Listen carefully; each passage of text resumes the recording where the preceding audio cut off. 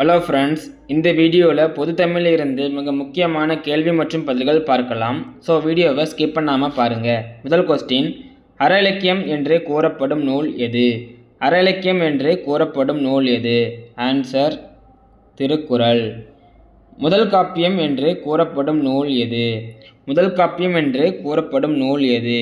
சீவக சிந்தாமணி. திரிகடுகம் எந்த நூல் வகையை சார்ந்தது? திரிகடுகம் எந்த நூல் வகையை சார்ந்தது? ஆன்சர் 17 கீழ்கணக்கு. சிந்துக்க தந்தை இத்தொடரால் அறியப்படும் சான்றோர் யார்?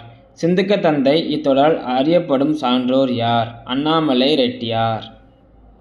திருவாதவூர் இத்தொடரால் அறியப்படும் சான்றோர் யார்? திருவாதவூர் இத்தொடரால் அறியப்படும் சான்றோர் யார்? ஆன்சர் மாணிக்கவாசகர். குளவி பிணியின்றி வாழ்தல் இனிதே பொருள்படும் நூல் எது? குளவி பிணியின்றி வாழ்தல் இனிதே பொருள்படும் நூல் எது? ஆன்சர் இனியவை 40.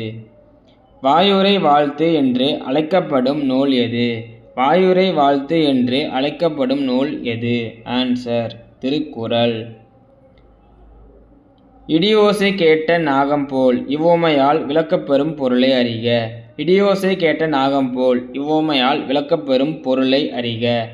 ஆன்சர் அச்சம். திருமுறைகளை தொகுத்தவர் யார்? திருமுறைகளை தொகுத்தவர் யார்?